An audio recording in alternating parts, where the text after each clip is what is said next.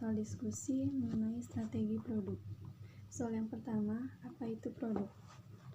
Produk adalah suatu yang bersifat kompleks, yang dapat diraba maupun tidak dapat diraba, yang di dalamnya termasuk kemasan, harga, prestis perusahaan, dan pelayanan jasa perusahaan yang diterima oleh pembeli untuk memuaskan keinginan dan kebutuhannya.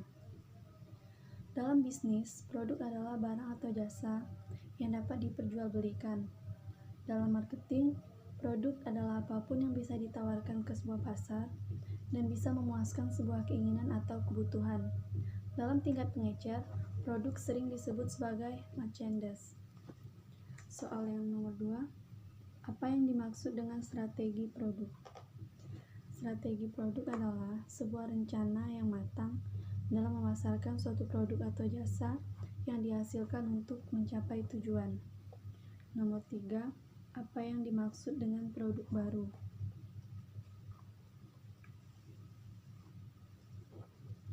Produk baru adalah produk asli, produk yang disempurnakan, produk yang dimodifikasi, dan merek-merek baru yang dikembangkan sendiri oleh sebagian peneliti dan pengembangan perusahaan.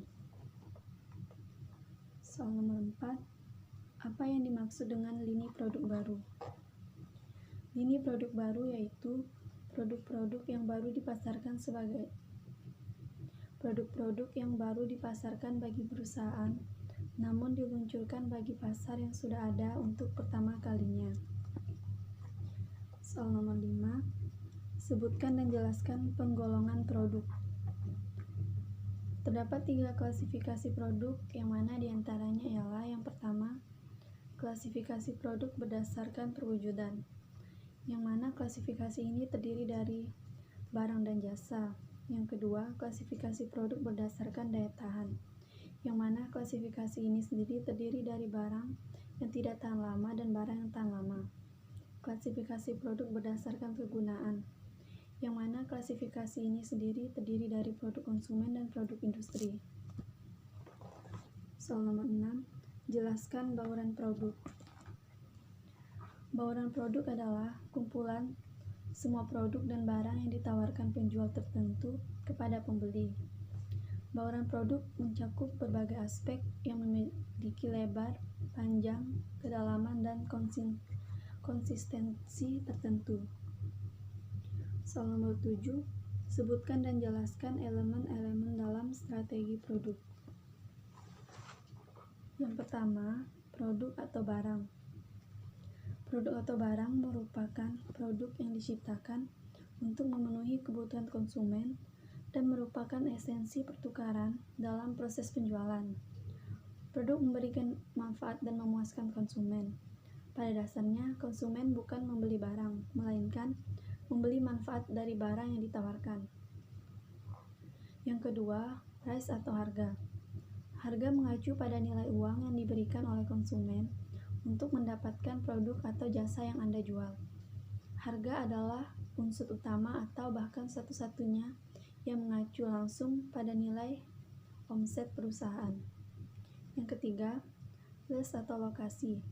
Lokasi adalah hal selanjutnya yang patut dipertimbangkan dan berkaitan erat dengan keberhasilan produk yang ditawarkan, menggambarkan akses konsumen dan pelanggan yang akan membeli dan melakukan pembelian produk. Yang keempat, promotion atau promosi. Promosi membahas mengenai komunikasi marketing yang dilakukan eksternal dari perusahaan sehubungan dengan produk yang dijual. Yang kelima, people atau manusia. People berbicara mengenai orang-orang yang terlibat dalam pengiriman atau pelaksanaan jasa, sumber daya manusia, interaksi antar konsumen, dan interaksi antar konsumen dengan pelaksana, penjualan, atau personal perusahaan. Yang keenam, proses. Proses adalah prosedur, alur aktivitas, tata cara, dan urutan pelaksanaan aktivitas di mana dan bagaimana sebuah jasa dan pengiriman jasa itu dilaksanakan. Hal ini memengaruhi marketing mix karena mutu layanan dan operasional perusahaan yang berjalan sesuai sistem atau prosedur yang ditetapkan perusahaan secara langsung ataupun tak langsung. mempengaruhi keberhasilan strategi pemasaran. Yang ketujuh, physical evidence atau bukti fisik. Elemen baruan marketing terakhir dalam framework 7P ini adalah bukti fisik. Elemen ini membahas situasi fisik di mana pelayanan jasa terjadi dan pelaksanaan jasa dengan pembeli atau konsumen berinteraksi. Biasanya bukti ini berupa bangunan dan semua hal yang ada di dalamnya, termasuk furnitur, peralatan, sarana, dan lainnya. Soal nomor 8, jelaskan cara membuat strategi produk. Yang pertama, pelajari pasar Anda. Sebelum Anda memulai mengembangkan dokumen strategi produk, kumpulkan riset pasar yang relevan dan pelajari pelanggan ideal Anda. Bicaralah dengan orang-orang di pasar sasaran Anda dan adakan kelompok fokus untuk mendapatkan pemahaman menyeluruh tentang keinginan dan kebutuhan yang harus dipenuhi oleh produk Anda. Yang kedua, mengartikulasikan visi Anda. Memiliki misi yang pasti yang dapat dihubungkan dan dipahami oleh orang lain akan memandu pengembangan strategi produk Anda. Setelah Anda mengidentifikasi nilai-nilai inti yang diwakili produk Anda dapat menemukan cara untuk memanfaatkan nilai-nilai tersebut, menangkap ceruk pasar, membangun komunitas, dan menciptakan produk yang sukses. Yang ketiga, fokus pada solusi. Saat Anda menuliskan tujuan dan inisiatif, pastikan Anda dapat mengaitkannya kembali dengan fungsi inti produk Anda dan masalah yang mereka pecahkan untuk pelanggan. Yang keempat, berkolaborasi. Strategi produk memengaruhi operasi di semua bagian bisnis. Jadi, carilah masukan dari kolega Anda dan terapkan keahlian mereka ke dalam rencana strategis. Bekerja sebagai tim lintas departemen membantu semua orang merasa terlibat dalam proyek, membuat mereka lebih berdedikasi untuk melaksanakan inisiatif strategis baru.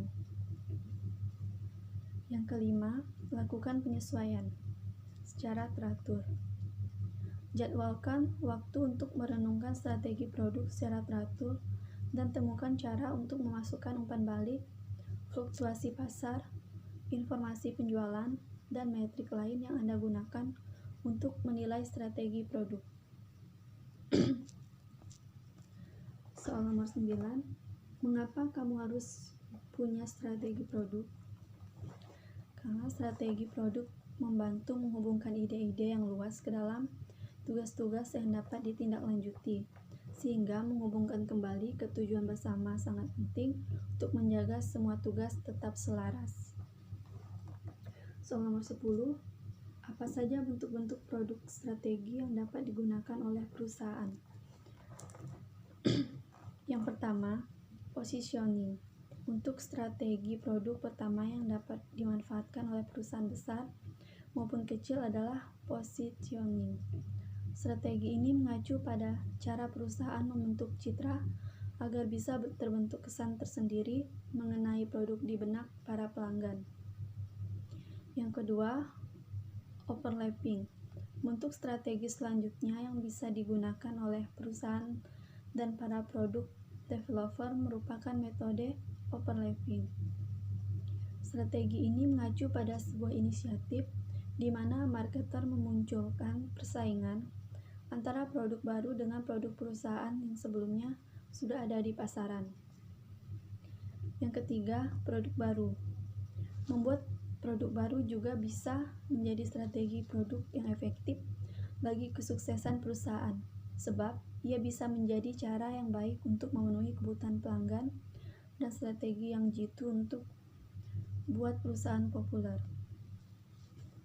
Yang keempat, produk desain. Melansir laman HubSpot, produk desain atau desain produk merupakan strategi produk yang wajib dimanfaatkan oleh setiap perusahaan. Pasalnya, inisiatif ini dapat membantu perusahaan saat mereka kelak hendak membuat produk dalam skala yang besar. Produk juga nantinya akan terlihat lebih menarik dan menjual. Yang kelima, elimination. Bentuk strategi produk berikutnya yang dapat digunakan oleh perusahaan adalah produk elimination. Tujuan utama strategi ini adalah untuk menjaga keberlanjutan dan kestabilan finansial sebuah perusahaan. Yang keenam, differentiation. Bentuk produk strategi terakhir yang bisa dimanfaatkan oleh perusahaan dan para developer adalah produk differentiation. Metode ini dapat dilakukan dengan cara membuat masing-masing produk dalam perusahaan terkesan unik. Soal nomor 11, membuat produk baru juga bisa menjadi strategi produk yang efektif bagi kesuksesan perusahaan. Jelaskan mengapa demikian. Karena dengan adanya produk baru ini, perusahaan mampu menentukan arah perusahaan dengan mengidentifikasinya dari segi pasar, pesaing, pelanggan, dan lain sebagainya. Soal nomor 12, mengapa produk desain atau desain produk merupakan strategi produk yang wajib dimanfaatkan oleh setiap perusahaan? Karena desain produk akan menentukan keberhasilan ataupun kegagalan dalam ranah bisnis. Perusahaan akan mengutamakan proses serta pengembangan ide dari desain pada layanan atau barang yang diproduksi tersebut. Selanjutnya, soal mengenai video di atas. Soal yang pertama, sebutkan ketiga pembicara dalam ketiga video di atas dan teori apa yang mereka jelaskan. Video pertama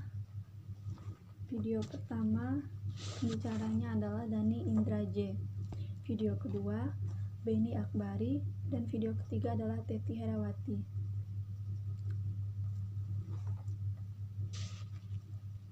Teori-teori yang dijelaskan adalah tentang produk individu, lini produk, bauran produk, merek, strategi pemasaran, dan customer value. Nomor 2, yang B, jelaskan apa-apa saja yang dijelaskan oleh ketiga pembicara dalam 3 video di atas. Produk diklasifikasikan menjadi 2. Yang pertama, klasifikasi produk pelanggan, dan yang kedua, klasifikasi produk bisnis. Klasifikasi produk pelanggan dibagi menjadi 4. Yang pertama, produk convenient, dan yang kedua, produk toko, yang ketiga, produk spesial, dan yang keempat, produk yang tidak terpikirkan. Klasifikasi produk bisnis dibagi menjadi 7. Yang pertama, bahan baku, yang kedua, komponen, yang ketiga, bahan proses, yang keempat, bahan supply, yang kelima, perlengkapan aksesoris, yang keenam, instalasi, dan yang ketujuh adalah jasa bisnis.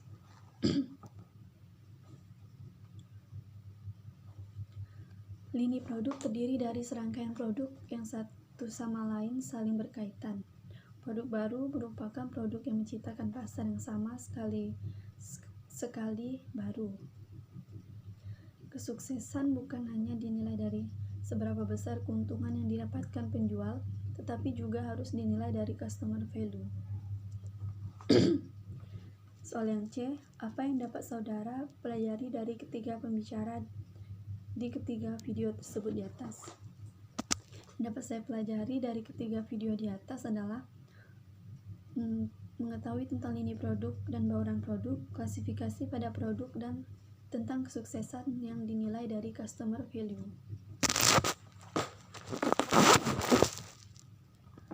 Yang C, yang D, manfaat-manfaat apa saja yang dapat Anda peroleh dari menonton ketiga video tersebut di atas?